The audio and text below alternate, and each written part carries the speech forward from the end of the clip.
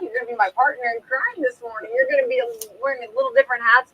We have Darin Farris, who is the principal over at Eastern School Corporation. Good morning, Darin. Good morning, Becky. And I think you're going to wear a couple hats. I don't know. I'm looking to see if Brad texted. I don't know if he's coming in today. If not, we're going to onward ho. We got a big morning, big day ahead of us to go, and we're getting closer to the countdown for the end of school, right? Yep. Yeah, we are. We're about 6 days away. 7 with the last teacher day, so it's about ready to end for the year. Wait, it's the most wonderful time of the year, Yep. right? Yeah. And I think we're going to pose for a photo real quick here, Darin. Let's turn right here. Okay. There we go. All right. So nothing like live radio, right? That's right. Anyway, yeah, it's the paparazzi coming to take your photo, Darin. All right, we're on to the 18th day of May. Sandwich in the middle. Actually, this is Emergency Medical Services for Children Day. That's off to all of them. Yep, all absolutely. That they do. You talked about having to stay calm and stay cool and collected, right? That's Yep. a lot. HIV Vaccination Awareness Day. I love Reese's Day. You like Reese's Cups? Love Reese cups, I know. especially when they're cold out of the refrigerator. Those are the best. Are they not? They are awesome. That takes it up a whole nother level. Yes, it If does. you can wait. You know?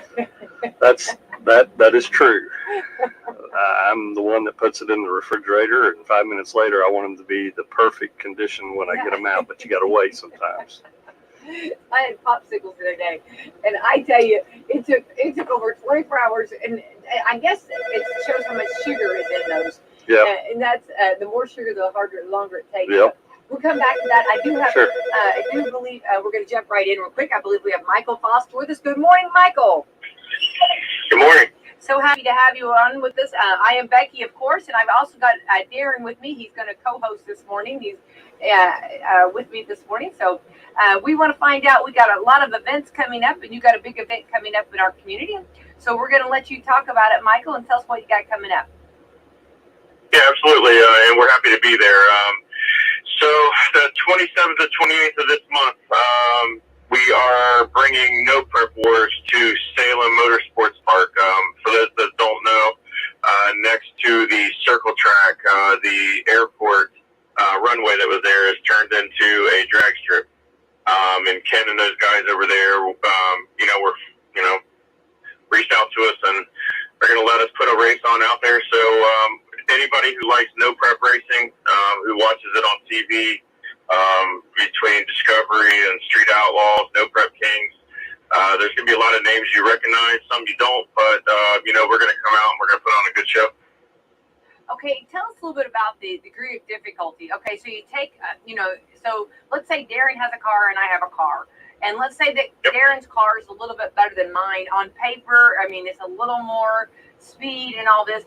But I still haven't, that's why they call it a race, because I still have that. What would be my strategy to beat Darin? Well, and honestly, when it comes down to it, the whole term no prep, changes a lot of that. So when you guys come out this next weekend, you'll see there's not a lot of rubber down. We don't prep the track with glue. We only spray water down for you to do a burnout. So you don't necessarily always see the fastest car win.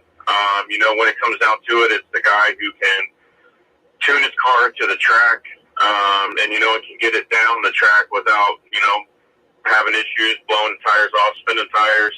So the whole no prep scene, it adds a really big degree of difficulty, and you really have to know what you're doing. I mean, it's not, like I said, it's not a prep track where you can go put 2,000 or 3,000 horsepower down, let go of the button, and the car goes straight.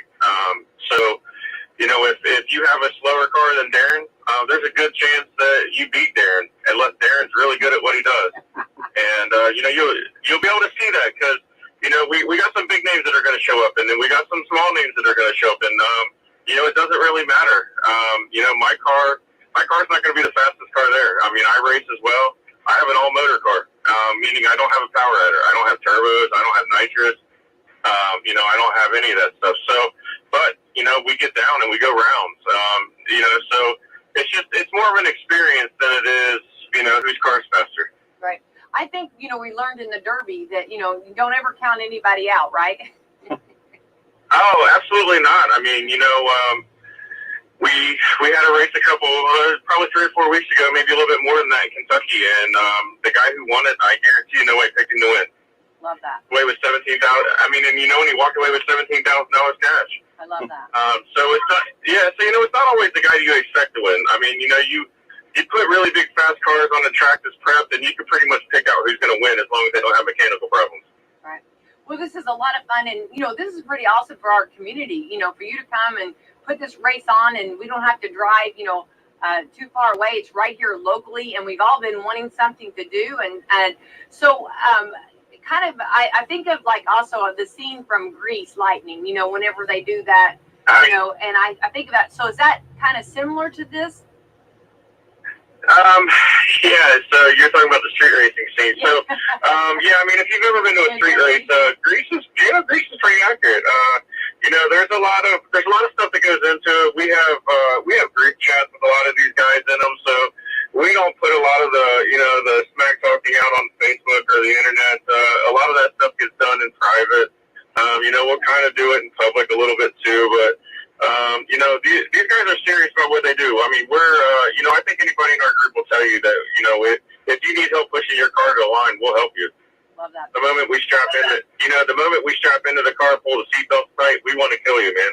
Like it's, you know, it's a competition, and you know, if we get to the end of the track and you know you need help pushing it off, great, I'll push it off. But for those 3.5 to 5 seconds, you know, once we stage the car, you know, I don't care who you are. So yeah, you know, there's that atmosphere, and there's that, you know, there's that thinking, and you know, it's still a competition, and there's a lot of money on the line. I mean, for those of you guys that follow the Facebook page, or those that you know that don't, you know, it's out there. It's No Prep Wars on Facebook.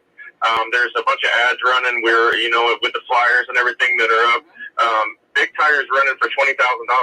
That's pretty awesome. Oh yeah, I mean, it's a big competition, and like I said, you know, and we don't care who wins. I mean, obviously, we all want to win ourselves, but you know, at the end of the day, we'll congratulate the guy who did. But we're gonna go up there and try to cut his head off. Well, and you know, you think about it too. I mean, with you know, Father's Day coming up, this is a great time for families to come out and have some fun and not have to travel again, and right here locally. And I really hope we need to get out and support this, because we've been wanting things like this, and we have this. This sounds like a fun time, definitely. Will there be time for autographs, or will we get to meet the drivers? Yes. So what we'll do is on Friday night, we're going to do what they call grudge racing. So we don't let anybody just test on the track. So you got to go out and find somebody you want to race for money. The gates will open at 4 o'clock on Friday night. We'll start racing between, you know, 5 and 6. Then, you know, we'll shut everything down around 10. There's some changes we're going to make to the track Friday night to race on Saturday. But then the gates open again at 9 o'clock in the morning on Saturday. So we don't close the pits off. Fans can walk around. You know, all that we ask is that, you know, if the driver's working on the car, you be respectful, and the drivers are going to be respectful of you too. You know, I was with Big Chief last weekend in Indiana, and I posted some pictures. You can see those on my Facebook page. He gives out spark plugs to kids that come up during the race. And, you know, he just doesn't have time to hang out with them, so he gives them a spark plug, and he tells them to bring them back at the end of the race. And, you know, they all came back, you know, once the race was over. And, you know, he hung out with them for a couple hours. You know, he set them down in the car, was teaching them how to stage and bump a turbo car. You know, that's just the kind of group we have. We all realize that it's about kids and, you know, and family and fun. And, you know, and it's the reason we get to do this, right? I mean, you know, if we don't get spectators, you know, there's really nothing that we can keep doing as far as this goes. So, you know, we realize that the fans and kids and stuff are, you know, the lifeblood of what we do. So the pits are open. You guys are more than welcome to walk around. A lot of these guys have merchandise to sell. In between rounds, they'll stand there and sign it for you. So, yeah, you'll definitely get to meet and greet some of the biggest names in no prep racing. You know, if you've seen them on Discovery, they're going to be around. So the only people that we really don't have out right now are the guys running No Prep Kings, but you know, some of the other TV guys are definitely going to be there. Awesome. Well, Michael, it sounds like so much fun, and let's talk again and keep everybody in the know. Let's give dates and times again. Yeah, so it's May 27th and 28th. It's a Friday, Saturday. Gates open at 4 on Friday. We'll run till 10 or 11 on Saturday. And then from the 28th on Saturday, we will open the gates to spectators at 9 a.m. We will run until the race is finished. It's $20 a day for spectators. It's cash only. I don't know the Wi-Fi situation is that great out there, so it's really hard to run credit cards. So if you're going to come, please bring cash because you could probably tell people better than I can.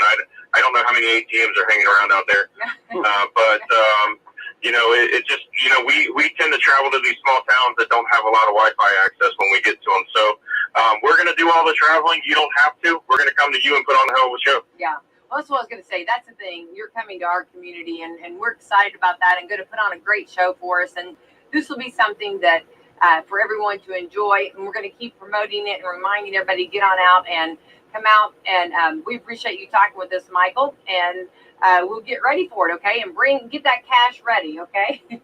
I was told to put it in vans and have it ready in a bag for guys. So yeah, and that's the thing. I've talked to you about getting the community involved, and we've had those conversations, and it's what we like to do. We like to come into a community and help out when and where we can. Well, and we look forward to it. Wonderful memories. As a child, you remember whenever you went to the racetrack or whatever, you went to this, prep wars. These are wonderful memories and family memories, and fun. You're getting to see celebrities, people from around, and you're bringing them to our community. So that's pretty awesome. Yep, and we appreciate it. All right, Michael. Have a great day, okay? You too, thanks. All right, bye-bye. Michael Foster with No Prep Wars, and we'll keep reminding everybody about that. So start saving the date on your calendar. All right, Darin, speaking of saving the date on your calendar, so we kind of got the end of school. So do you have the countdown, the minutes, the second? Haven't got that detailed yet just because there's so much left that I have to do, not only to wrap up this year, but try to get ready for next year as well. So that's the part that, people don't see all the time is we've been getting ready for next year for the last 5-6 months, with scheduling and just various things that we have to be ready for that first day in August when we return. So wrapping up a year and getting ready for the next year. Well, and then on a personal level, you have a senior this year, right? And so you're kind of a lot going. You got a full plate. Yeah, it's challenging, but I wouldn't have it any other way. I really wouldn't. Yeah. And let's talk about this. We started off the year kind of with masks and kind of all these obstacles, and do this and do that. You can turn this way, you can't turn that way. You can do this, put the desk here, can't put the desk there. Right? We've all been. I think we can all juggle. Mini balls in the air, don't you think? Yeah, you look at the last 2 years, this year and last year. Last year we were coming off the shutdown of schools the last 3 months, and coming back last year, we had at Eastern High School, we had a lot of kids that were at home doing virtual. So we only had about half our kids in the building. So it was easy to spread kids out, to social distance. And for the most part, kids did a great job. And then coming back this year, we were thinking and hoping that, we would kind of get back to some normalcy at the beginning. And right at the beginning of the school year, we're wearing masks and we're having to quarantine. And a lot of the kids that were virtual learning the previous year were back and weren't used to some of the things that we did the previous year with masks and that type of thing. So it was a challenge at the beginning of the year. Seems like after Christmas break, things have died down a little bit. Obviously, we're trying to get back to some normalcy, and it's been kind of nice not to have to wear a mask every day. Yeah. And trying to determine how many kids you're going to have to send home on any given day due to either being sick or close contact or whatever it may be. So it's been a little bit of a breath of fresh air here the last 2 or 3 months of the school year. So it's been kind of nice. Well, and then you can actually see their faces and see smiles. Yes, that's Isn't very that true. refreshing? Yes. Yeah.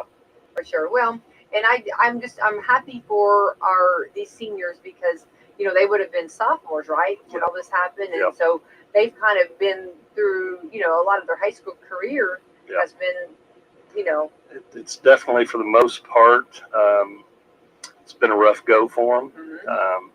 This is now the third school year that we've kind of had to deal with this stuff, and this group of graduates, they were sophomores.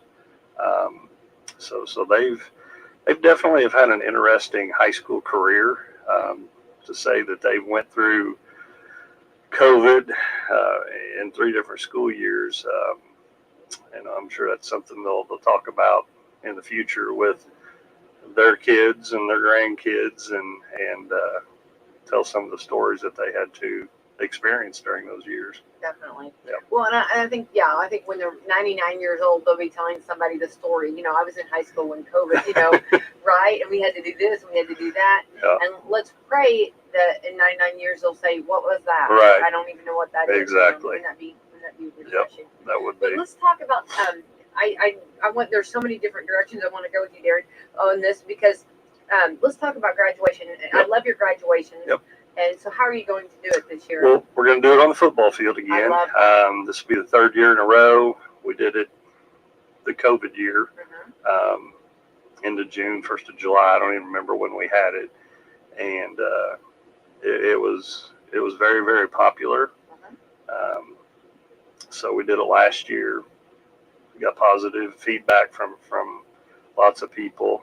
We're going to do it again this year.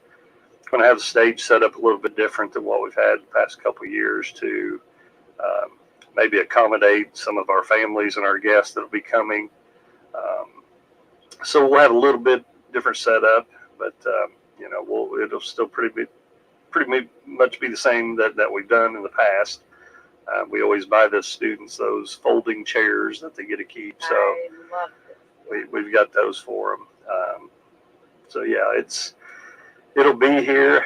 Graduation is May 27th, again at the football field. If it rains, which hopefully it doesn't rain, but if it happens to be a stormy, rainy evening, we'll move it to the next day, kind of have a rain date set, and hopefully get it in one of those 2 days. But hopefully we don't have any rain on the 27th. Yeah. That's a risk you always take when you have it outside, and I just hope we have beautiful weather. But it's so beautiful when you have it outside. Yeah, it is. And you got such a beautiful facility. And Yeah. let's give, all those custodians, from mowing to having everything, they just, from weed eating, they make it look like there's no effort. But behind the scenes, all that goes into it is just, and your facility is just absolutely gorgeous. We do. We have a great campus. We've, on the outside, that's what people see. And I know Mr. Stockdale has put a lot of money into our athletic facilities because that's what people see when they drive around campus. And they've really been approved. And for a small school, in a small town, we have good facilities. So, and our people work hard to maintain that and make it look nice for the community. Right. So let's talk about you got some new things coming up, new improvements, and there are things you guys are doing, some new stuff. Yeah, one of the things that we're currently doing is they've tore down the old greenhouse that kind of sits out in front of the school. After the plant sale, though, right? They finished the plant sale, and then like 2 days later, they started demolishing the greenhouse. Oh, wow. When I left school yesterday, it looked like they were making really good progress. And then in its place, they're going to build a bigger, better greenhouse with improved technology.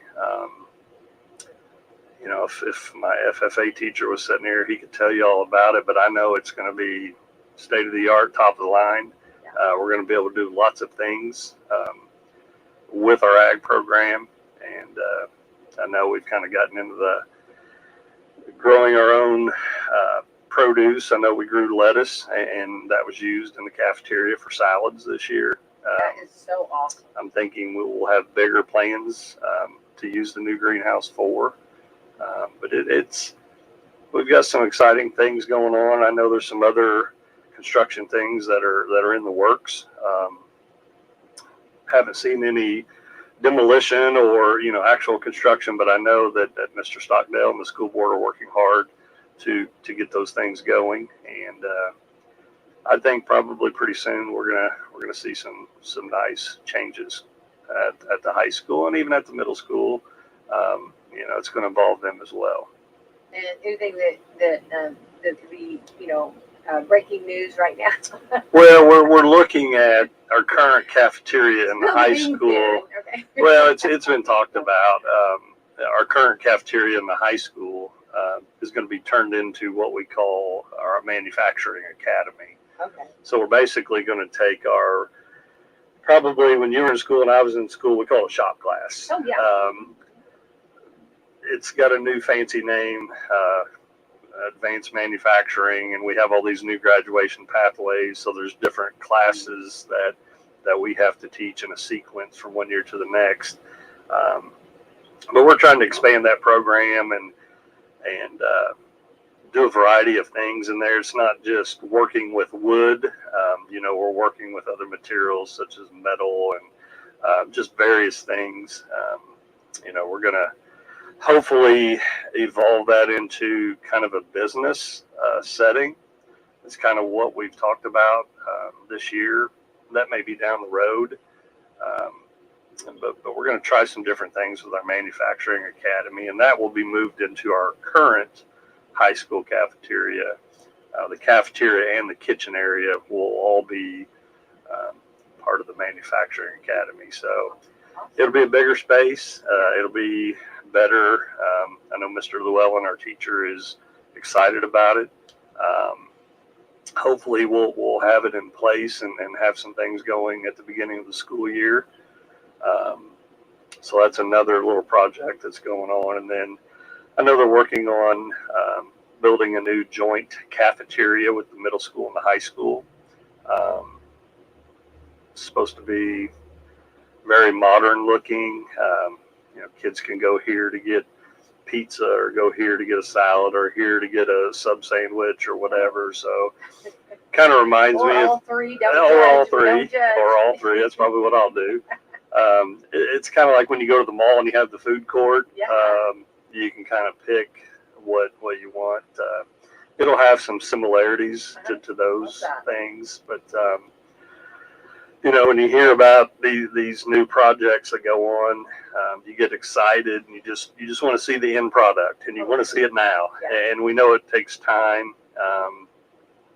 with everything that COVID has brought on with delay in getting materials and trying to find workers. I know that's been a big challenge for Mr. Stockdale and the school board to kind of get the ball rolling and get things to where we can see that, hey, we've got some progress being made here. But we know it's coming. It's just a matter of time, and hopefully the plan that's been discussed will make it better for our students and for our community. Always moving forward. You guys really are trailblazers at Eastern. You do a lot of things that maybe that haven't been done before. But as far as you have right now, you have your buildings full of so many folks and people, students, from teachers to administration to all that, and then you have just like summer, those 2 maybe short months. Yeah, very short. Fly by. That you try to get all your construction or try to get all these changes in. Yeah, some of this construction we'll have to probably, once they get going, we'll have to make some adjustments and maybe have to move some classrooms around just because of the noise and you try to provide the best learning environment that you can. But when there's big equipment outside your window and kids get distracted very easily sometimes. So we'll look at those things and make any changes that we need to. But that's one thing that I learned when I was going into education 20 plus years ago, that you got to be flexible. If you're not flexible, you're not going to be successful. and you won't be in the profession very long. And you're dealing with humans. yeah, yeah, and every human is different. They all have different personalities. Absolutely. Teachers, students, other employees, myself included. And you have to try to understand every one of them. And some days that's a challenge. Definitely, yeah. But you do a great job, and everybody there, the administration, they do a wonderful job. Dennis Stockdale and his team. You guys, what I think, I hope this is, I hope everybody hears this, because I feel this is the way I feel. If I was describing you, you are trailblazers, and you guys are really always thinking and talking about what can we do better, or what can we do different, or let's move forward on something. Let's this needs attention. Let's give this attention. Let's do something. Yeah, I've told Dennis from day one when he came to East Washington, he is definitely an out of the box thinker, and I've often told him he jumps from one box into another box, and that's education has changed a lot. The past 10, 15, 20 years, it's going to continue to change. If we are not prepared to change with it, we're not preparing our kids. And that's our number one job, is to prepare our students for the real world. And we as adults know that the real world is changing every single day. Look what COVID's done. We've got people working from home that their company may have never ever thought about have employees work from home. But now there's a lot of that goes on, and they're just as efficient, as productive as they were before. There's new technologies that are being created and were created during COVID. So COVID has been a negative thing, but it has allowed opportunities for us to do different things and say, wow, we never thought we could do that. And it's the same way in education. We've looked back, and when COVID hit, we felt like we were ready. Now, we weren't 100% ready, but we were ready compared to some of the other schools in the area, because we had been doing e-learning, and our kids all had Chromebooks. Now, there were challenges with that, but we had schools calling us, hey, what are you guys doing to make sure your kids are, getting their education during this time? And, it wasn't perfect. I don't want to say we were perfect with it, but we felt good with what we were doing. And, I'm sure as long as Dennis is there, we will continue to make that progress. As the world changes, we'll change, and we got to better prepare our kids. One of the things that we did this past week at the high school, I think it was in September of this school year, we had our school improvement committee meeting one day, and we were talking about things that what is an immediate need that we need within our school or within our community. And the 7 or 8 of us that were on the committee said, let's do a community service day, or a day of caring. And I kind of looked at them and I said, you mean like during the school day? Well, yeah, let's do it during the school day. Let's go for it. So last Thursday on May the 10th, I guess, May the 12th, one of those days,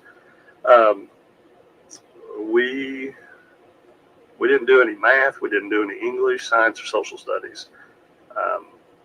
We went to, 15 or 16 different areas in Pekin and in Washington County, and we picked up trash, we painted, we repaired things, whatever we could do to help that place or that person. We wanted to give back to our community. And we felt like if there was one thing our kids learned that day, is that giving back to the community is very, very important. So it's not that we didn't learn anything on that day. We did. And we spent 3 or 4 hours in the morning, and I tried to make it around to every place that our kids were working, taking pictures, videos, talking to the kids. And There were two things I saw. Well, three things actually. Kids were talking, they were laughing, and they were working, and they were not on their cell phone. Oh. Every place I went to, those are the three things I saw. That's wonderful. And you know, in this world that we're living in now, some days it's hard to smile and laugh. And to be outside, it was a perfect day. But it was just good to see our kids helping out, having a good time, and just, you know, making an impact and giving back to our community. And, you know, it was a success. We'll probably do it again next year and try to make it bigger and better next year. And,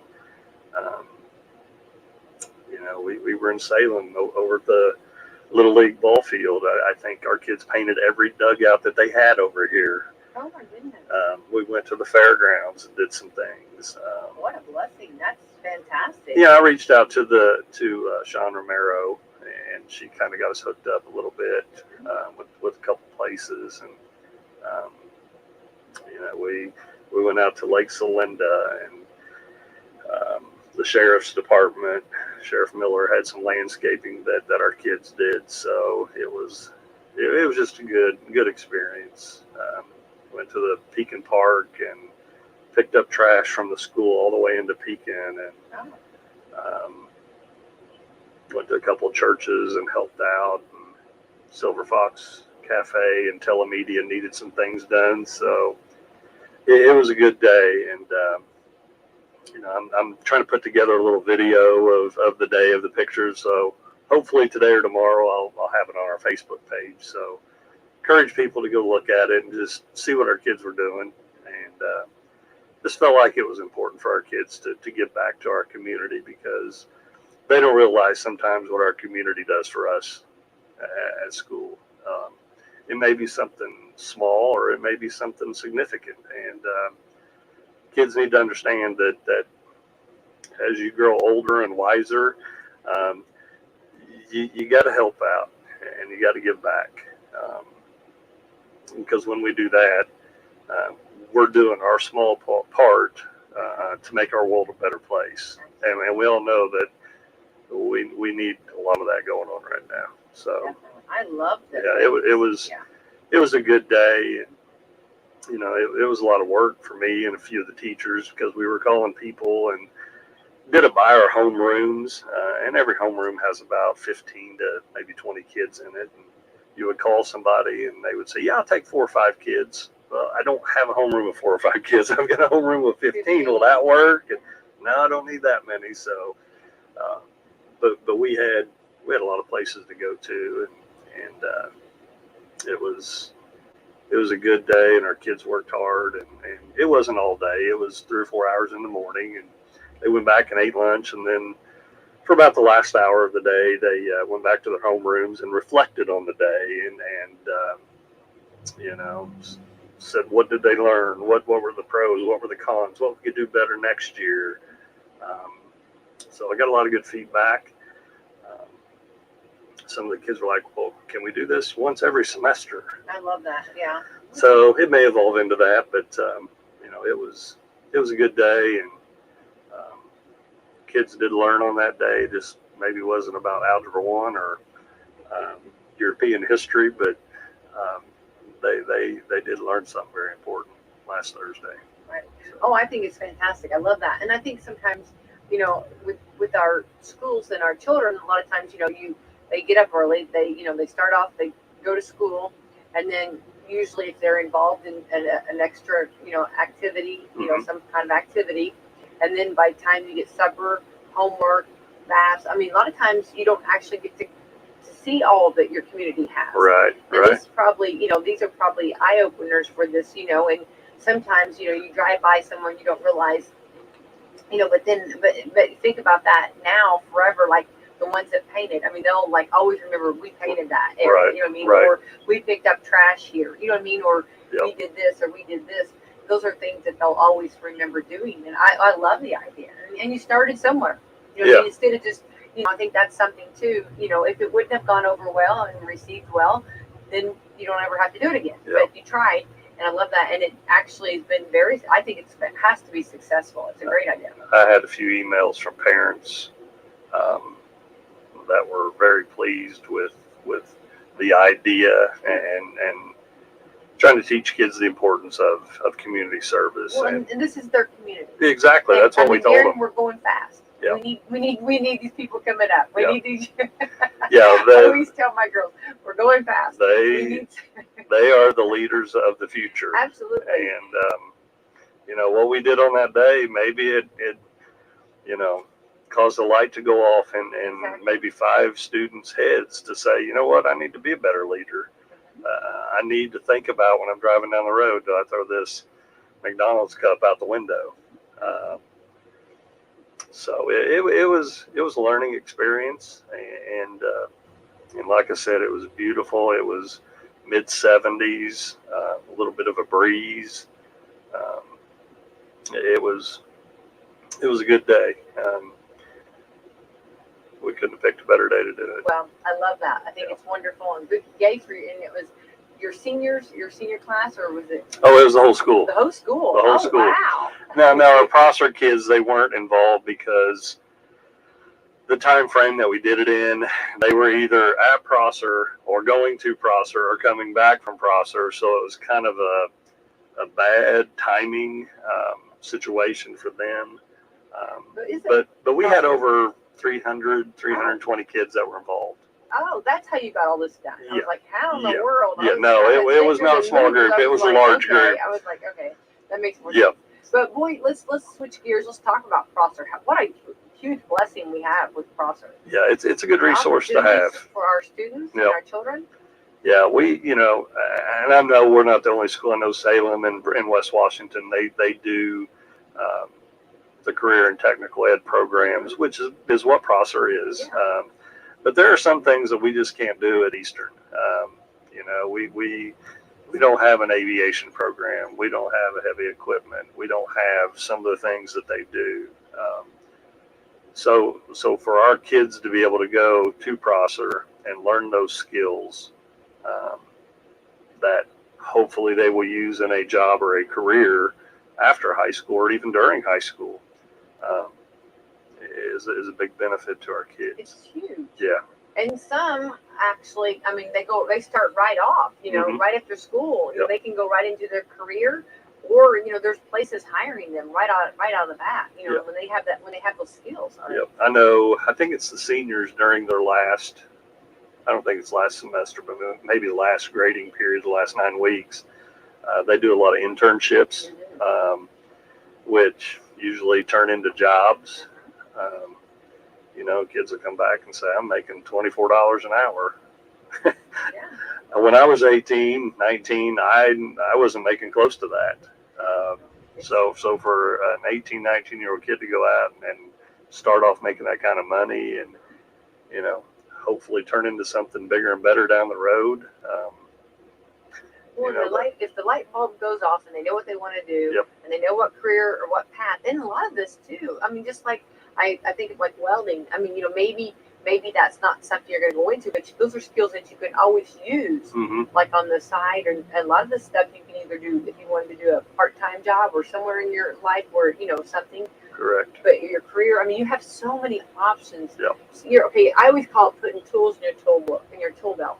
And this is just one more tool you can put in your tool belt. Exactly. And that's already ready to go. The more skills you have, it just prepares you for more opportunities. Yeah.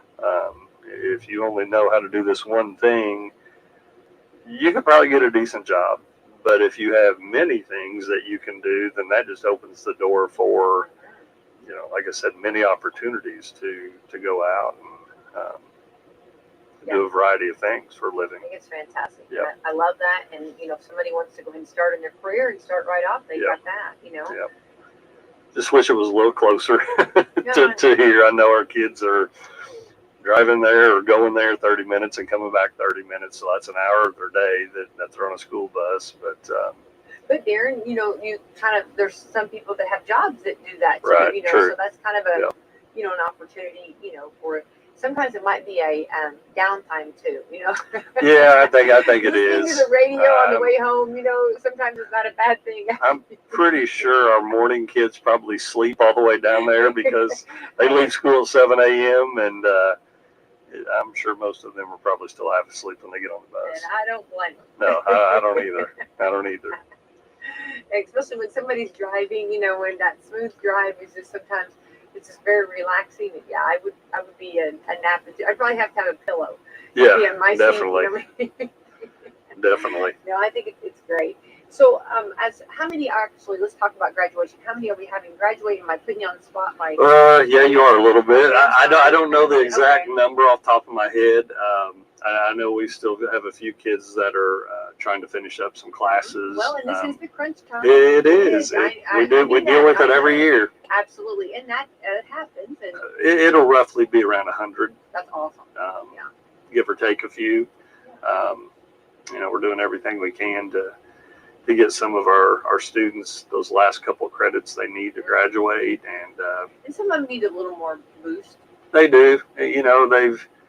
They've kind of been on cruise control for a little bit, and now they realize, oh, I've got 5 days left. I think I better. All the time. I think every school corporation goes through this. Yeah, I'm sure they do. It's and you always talk to the kids afterwards and say, well, you did it, but if you would have worked as hard as you did the last 2 weeks of school 3 months ago, you may have been done sooner. Yeah. And but sometimes 17 and 18-year-old kids they don't think that way. No. But it'll roughly be 100, That's awesome. give or take a few, like I said. But it's. I know they're excited to get to that point. Again, graduation will be May 27th. So I know they're looking forward to it. I know the teachers, administrators, anybody that's worked at school the last couple of years, not just our school, but probably everywhere, it seems like at least the last 2 years have just kind of run together. Mm-hmm. Yeah. And we're all kind of ready for a little bit of a break, and me included. So when we get to that graduation night and it's over, and I know there'll be a little bit of a pressure off of me. The end of the year for administrators is always stressful. You have your end of the year awards programs and your proms and your graduation and everything that just seems like it's all crammed into the last month of the school year, and your sports are wrapping up and you got sectionals going on, and it's a very, very busy time in the month of May. Definitely. Yeah. But when and then you'll be missing it. Isn't it funny how you go through it all and you're in this tornado or this whirlwind going, and then it's like, wow, what I mean? It's just like that at the end of May when school's out, you're like, man, I could use about 6 months off just to recuperate. Sure. But then you get towards the middle of July and end of July, your brain just starts getting ready for the next year, and it brings back some excitement because you're getting a new group of kids coming in. You may have some new staff members, some new teachers, some new coaches, and just a lot of new stuff. And I think that adds a little bit of an excitement to getting back into it. Of course, the kids are, for the most part, excited to get back to see their friends. May not be excited to get back and start doing homework and taking tests, but for the most part, they're ready to get back and talk to their buddies and friends, and because that's part of school is the social aspect of it. Sometimes students do too much of that. Oh, Darin, I don't know. And then I know that'd be a shocker over here to me, right? Yeah, it's you go from that, we're at a break, to, all right, let's get going here. But I think you brought up a good point in the beginning, because right now you're preparing for next year. Yeah. And I don't think people realize that, how much goes into getting ready for the doors to open next year. Yep. I mean, Yeah, we're once the second semester gets here, our guidance department starts preparing for scheduling for the following for the next school year, and it's not easy. For the last 10 years at Eastern, I've been part of trying to help with high school scheduling, and it's not easy. I'll just say that with all the requirements and the changes, I've got really good people in my guidance office that do an exceptional job, and they'll ask me a question and I'll answer it, and they go make it work. Awesome. But we're doing that for basically the whole second semester, and you get resignations and you're busy interviewing people, and we've got a math and an English opening right now at the high school, and been busy trying to fit in interviews between different things that happen each day. And of course, we're getting some new coaches. About to wrap up our search for a new boys basketball coach.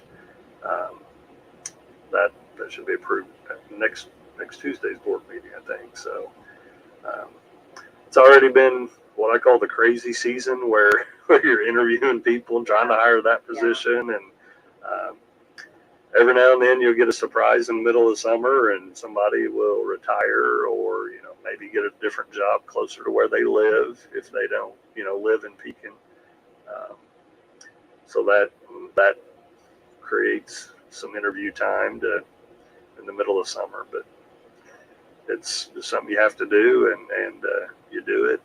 Try to get the best person in place to teach kids. So. Well, I think it's important for everybody to understand what all goes on like that, like you're saying. I mean, just because school's out, it's always going. There's always something going on. There's always something to do, and the summer, and of course, we know a lot of times you'll see the teachers back in their classrooms. Mm-hmm. During the summer, we always try to encourage them, to get out and go and do. But a lot of you can see their hearts and their love. We've learned all about teaching and how the degree of difficulties. We've learned the last couple of years, right, to be a teacher.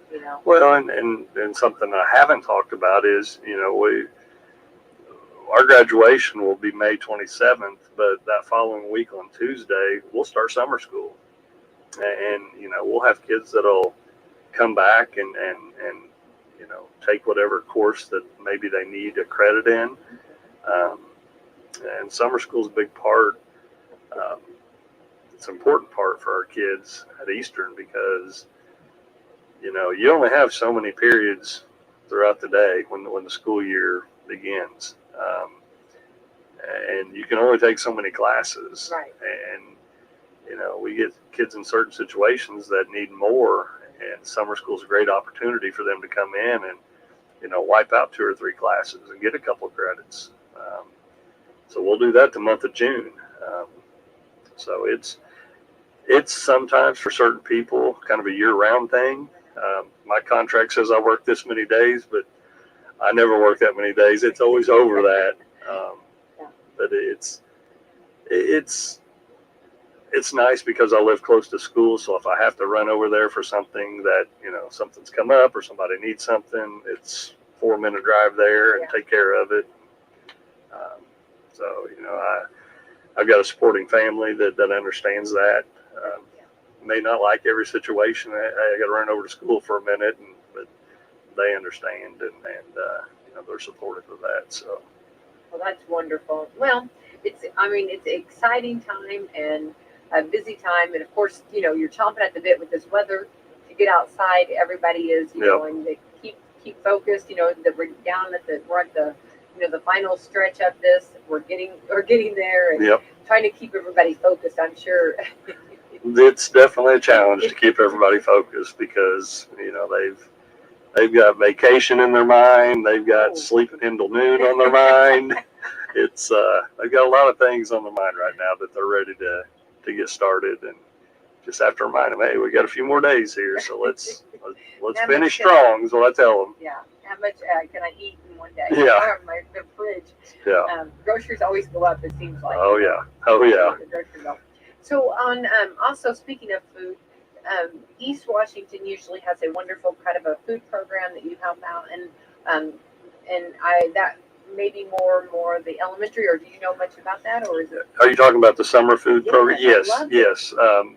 We'll be doing that again this Oh, year, and it's for any elementary, middle, high school student. I think it goes up to, I don't remember the age that it goes up to, 18, 19.